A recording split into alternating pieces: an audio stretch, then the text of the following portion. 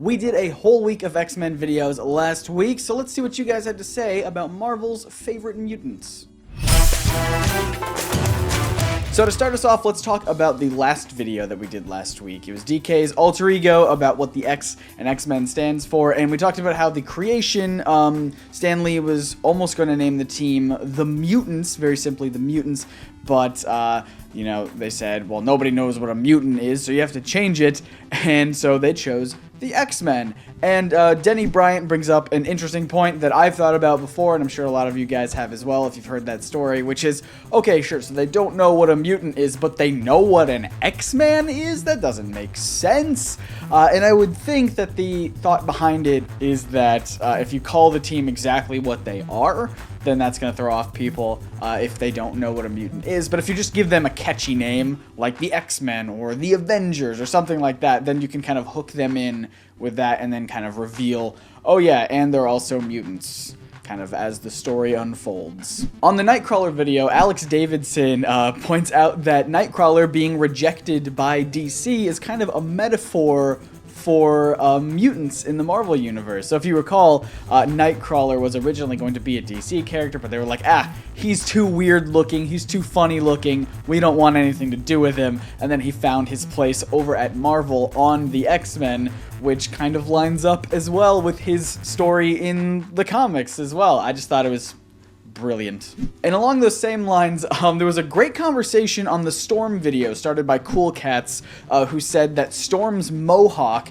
kind of contradicts what the X-Men want, what they stand for, about, you know, wanting to integrate with the human world, whereas a Mohawk is kind of a sign of rebellious behavior, especially in those times when that comic was released, which kind of goes counter to, you know, the X-Men's goal in a way. And this started a really great conversation with a couple other commenters who were talking about, like, well, what is the X-Men's goal? Are they really trying to find their place in the human world? Why are they just separated in their school all by themselves and not trying to, you know, integrate in any sort of way? And I thought that was a really fantastic conversation, and it's actually inspired me to maybe do a video about it sooner or later. But I think all of you guys who participated in that, you're going to earn this week's NerdSync No Prize, because it made me think, and I like that. So after hearing all of these real origin stories, and a lot of them having to tie in with Dave Cockrum,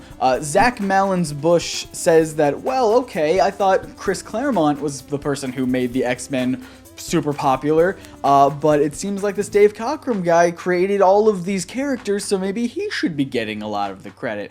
And as one of the commenters on that thread pointed out quite brilliantly, it's more like Cockrum set up the field, kind of set the stage, and then Claremont took those characters and just made magic. Great stuff. So yeah, it was kind of a combination between the two of them. Obviously, Claremont is brilliant, but I do think that Dave Cockrum deserves a little bit of credit as well. On the Wolverine video, there seemed to be a little confusion that I wanted to clear up. If you recall, I talked about how he was almost going to be a literal Wolverine, and a lot of you guys commented stuff like how you were trying to envision what that would look like, and a lot of you were even saying that, oh, it's just like Rocket Raccoon then.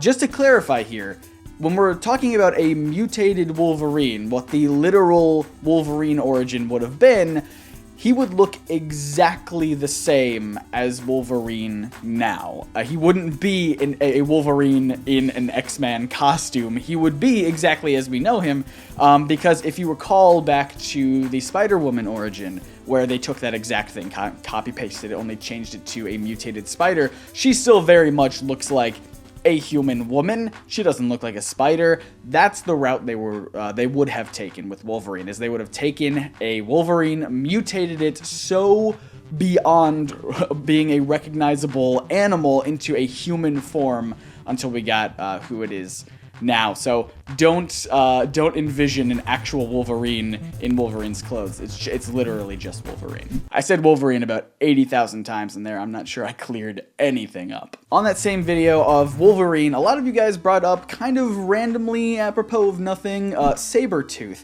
which I'm glad you did bring it up, because there was a section that I actually cut out of the video that I think is really interesting. So when they were pitching ideas for how Wolverine would look without his mask, because at this point he'd always just worn a mask, there was this picture that was floating around, you know, saying, hey, this could be how Wolverine looks. Now, obviously, you'll recognize this is not Wolverine. In fact, they ended up going with this design. But again, if we've learned anything from these videos, it's that when you draw something, you have to use it in some capacity. So, of course, they took this rejected idea for Wolverine's unmasked face, and they turned it into Sabertooth. I think that's going to do it for this week, guys. Once again, it's Monday, which means there's a new episode of the NerdSync podcast. We're talking once again with Mark D. White, all about the philosophy of Civil War II, and of course the movie, and this Captain America reveal that just recently happened in the comics. Go